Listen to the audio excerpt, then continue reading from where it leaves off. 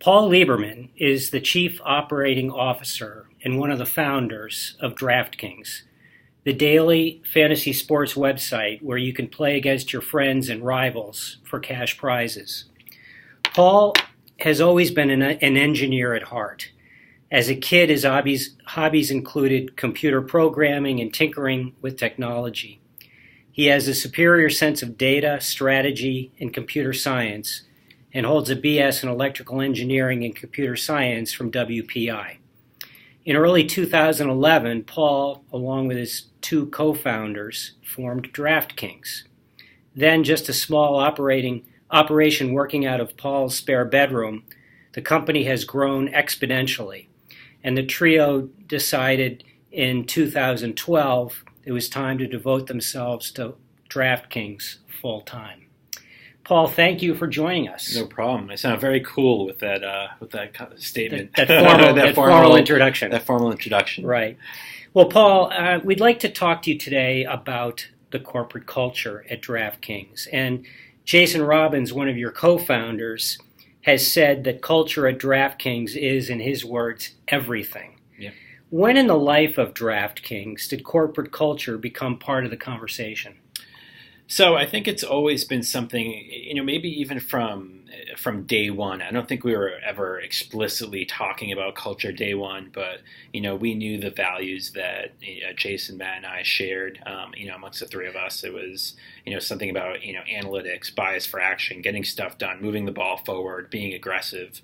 Those are all the values that we instilled in ourselves. And from, the very first person we hired, those are the types of things that we were looking for. So I'd say while the conversation didn't start, it was a little bit more organic, but, aligning ourselves and, kind of the founding team around those attributes is really important. And that was kind of the start of the culture. So, Paul, you mentioned hiring, and some, I think, would say that there's nothing more critical to culture than a company's first 10 hires. Yep. Yeah, so 100% agree.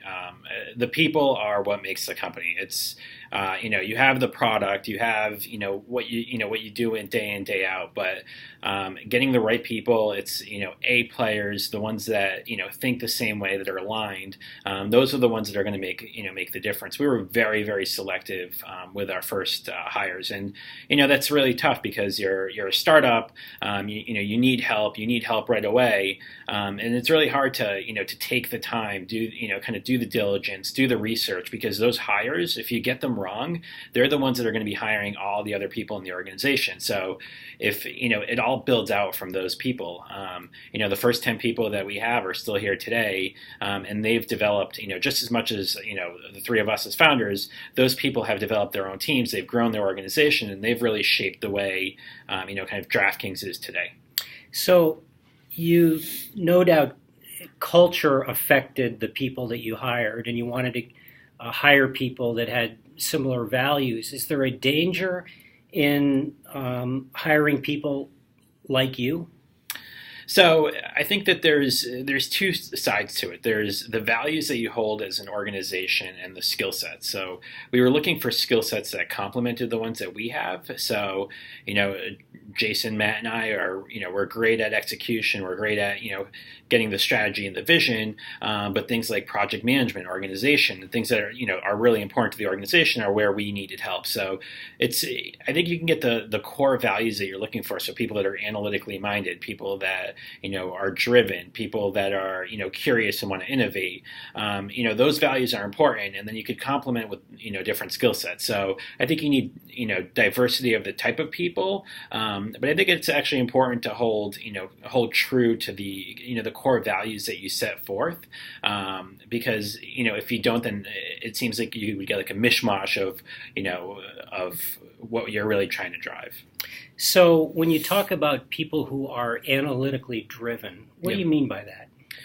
So that's been a huge part of, kind of our culture and the way we look at everything in terms of data. So, there's a lot of people that make, decisions via, based on opinions, based on, even some, qualitative experiences. One of the things that we pride ourselves on is always going back to the numbers and hearing out anybody that makes an argument that's based on data. So we hired an analytics team really early on, and got really, great analytics talent. We made sure that our, development organization was geared around tracking data, and the marketing organization was looking at data.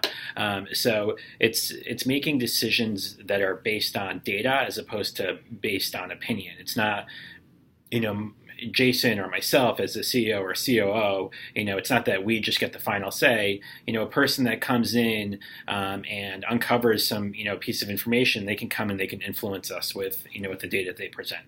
So what are some of the questions you like to ask potential employees in order to assess their cultural fit?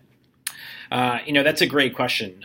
So one of the things that we do, for example, for the analytical, side, is we always give case questions that are analytical. I don't want to give away our interview questions just in case people want to interview at DraftKings. Well, we're going there. That's where this is all driving toward. But we ask simple analytical case type questions to get the analytical values. As far as bias for action, we look for people that in previous opportunities they've taken they haven't just settled into their role, but they've taken initiative and they've gone kind of outside of the scope of their day-to-day jobs to say there was an opportunity, and not only did I find the opportunity, I evangelized it, I actioned on it, and this is what happened. Even if that isn't necessarily a success, having the drive to do that is something that we really look for, and you can get that a lot during an interview. Even from a behavior standpoint, are they helping drive the conversation? Are they coming up with ideas while we're discussing DraftKings, like, oh, I'd love to do this, or are they sitting there and just listening and not really participating? So those are the types of things we look for. Okay. What is the hiring process at DraftKings? Yep. So it's really evolved over the course of the last 3 years. So right now we have a pretty standardized process where we have a recruiting person that goes through and looks for people with those types of attributes. They look for people that have had growth, that have taken risks in their career, but have a really strong fundamentals. And then after that, you go through the recruiting process, you talk to one of the leads on the teams, and we ask some phone interview questions, and then bring people in for an on-site interview. The average candidate probably talks to about 6 to 7 people across a different organization to make sure that everyone really wants to and likes working with that person, that they exhibit the different values that we have for the organization. So if we can shift gears, Paul. So almost everyone who talks about culture cites collaboration as an important part of their culture. But can you go a little bit deeper and help us understand what collaboration specifically means at DraftKings? Yeah. So, in any organization, teamwork is important. You can't really, there's only so much you can get done being an individual contributor or working as an individual. So collaboration at DraftKings means that it's people that they go and seek out help of other people. They don't try to solve all of the problems. We have a lot of very talented people, so it's the marketer that goes to the analytics team and says, how do I analyze this better? It's a developer that goes to the marketer and says, how is this going to be used? How do the customers think about this? It's people that kind of ask questions and they seek input from others to make their decisions better, as opposed to being the kind of know-it-all individual. And that's really where the way we look at collaboration. It's being able to really work with others. Do you believe in the notion that the stronger the culture, the less corporate process a company needs? Yeah, I think that's true. I think it's important to. I think the values can dictate the way people work with each other. Sometimes not needing all different processes, but at some point, process is important. So I think at first, when we're about 220 employees now, getting through the first 100 employees, where a lot of companies struggle, getting the right cultural fit, type people, really helps streamline and make everything go a lot faster, because everyone's aligned on the same kind of mission and vision. But as you get larger, process just naturally needs to be there, just because there's so much communication that needs to happen, and you want to make sure that you enforce that. So we've talked a lot about people and the effect that people have on culture, But what are some of the other elements of culture that you found to have become important at DraftKings? So, great question. I think that, you know, it's. I think it actually really does come back to people almost always. It's people that have a passion for the product, that have a passion for technology, that have a passion for the people that they work with. But I think it's really the people that dictate the culture more than anything. So let me just throw out a few things like transparency. Yeah. Sometimes is a part of corporate Sure. culture. Is that something that is discussed and thought about here? Yep. So, I mean, transparency is. So I actually bring it back to the people because it's not just transparent. I think a lot of people talk about transparency from the notion of the executive team being transparent with with their employees, or the management team being transparent with their employees, and that can be part of culture. But it actually comes back to the people. It's a notion of we're all working for the same thing. We're all trying to communicate with each other. It's not just transparency is important, but it's important throughout the organization, not just tops down, but also bottoms up. So when somebody makes a mistake, they're able to go and communicate it up, and they don't feel like there's negative repercussion. So I think transparency is important, but I think that's actually an attribute of of the people that we hire. Have you seen social media having an effect on your corporate culture? Input from your constituents. So I think that the way social media has affected us is it's given us a lot of input in what the demands are for the product and the way people feel about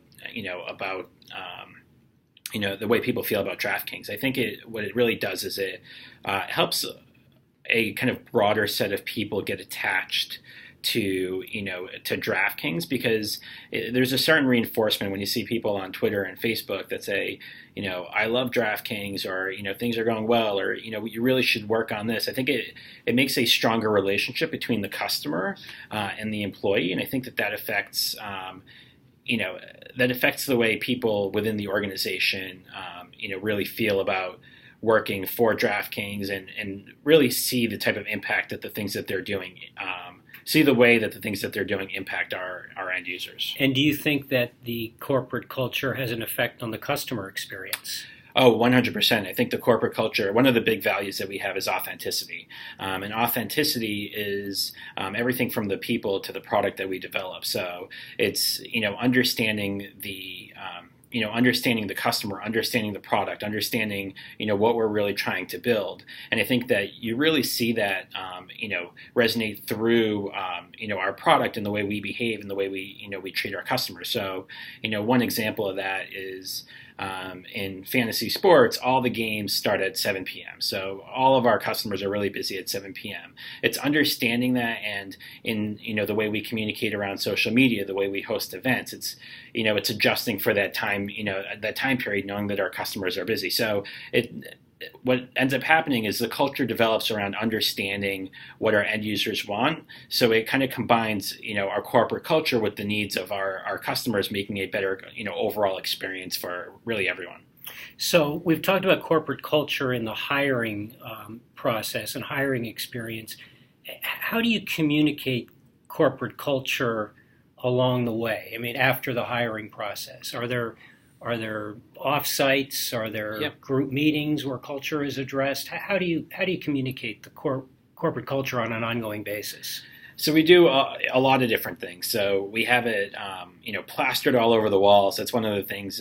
We have our values, our mission, our vision, plastered over the walls. Every monthly meeting, we take about 5 minutes to go through that, repeat it, and make sure that people are kind of seeing it over and over and over again. We do actually, we just started manager training to make sure that during the the touch bases and the monthly meetings and the performance review processes, we're using the values that we have, like bias for action, analytical thinking, trust, authenticity. Those also reflect down to the competencies that people are evaluated on at DraftKings. So it's really taking all those different attributes and the way we look at them, and all different ways, whether it's email, verbal, visual, communication. Just making sure that people see them, hear them, over and over again, to get them ingrained, and then during the hiring process, making sure that you reinforce that by getting the right people that that exhibit those values. So none of us are perfect, and no doubt you've hired some people who have posed challenges to the corporate culture. How do you deal with them? Yeah, I mean, that's part of part of every startup. I mean, there's some people. It depends on on the scale. As I said, with performance reviews, you have the ability to address those issues and work with those individual contributors. And sometimes it comes down to we have to let some people go because they don't fit the values. They don't fit the whether the trust, the authenticity, the collaboration aspects.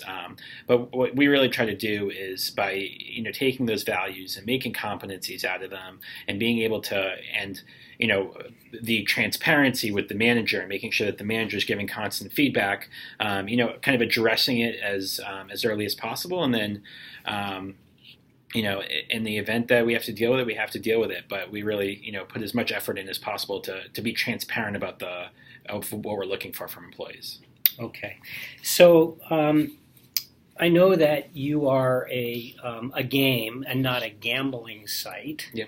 But there is the issue of gambling something that has come into play in terms of thinking about the culture and creating a culture that's perhaps contrary to that? Yeah, so I mean, there's definitely some people that look at it and they're like, well, it's a game for money, and I'm not comfortable with it. And we try to actually address that right up front as we're bringing people on. But another thing that we do is, because we're dealing with money and a lot of money every single day, is making sure that trust is a big part of what we try to communicate to customers and what we try to communicate to our employees. It's the way we act when and being also trust and being customer centric. Those are two really important things. Is having the customer's always right mentality, making sure that we do right by the customer, and then the last thing that we really focus on is community. So giving back to the community. I think that those types of things between trust, customer centricity, and giving back kind of help address the some of the things of some of the issues with dealing with money. Okay, so Paul, last question. So you're speaking to some undergraduates at the Isenberg School and the Business School, who will be going out and shortly looking for jobs, and a number of them will be looking for jobs with startup companies. And what kind of advice would you give them as they're approaching their careers in terms of thinking about a culture that fits them, where they'd be a good fit, and how they might go about assessing a corporate culture when they're out looking for a job? Yeah. So I think that when you're looking for a job, especially at a startup, the interview process is a two-way process. It's not if it's a 3 to 10 person startup, you're going to be spending a lot of time with those people. So really know whether your values and your passions align with those of the people that you're going to be working with. It's very easy when you're searching for a job and you get that offer and you're always trying to be on your best behavior, and you're not asking the questions that really kind of dig into the heart of who are the other people that I'm going to be working with. What do they value? How am I going to fit into this? So the interview process really works both ways, and you have to really feel comfortable with the leadership and the other people on the opposite side. If they don't share your values, then it's going to be really easy to get frustrated with the way things operate, especially in a small company. As the organization gets a little bit larger, usually some of those really strong attributes about those 3 to 10 people get diluted a little bit, but it's still I would still say the same thing. It's important to make sure that your values align with the people that you're working with. Well, this has been great, Paul. Lots of great ideas and great insights. So thank you so much for speaking with us. Thank you.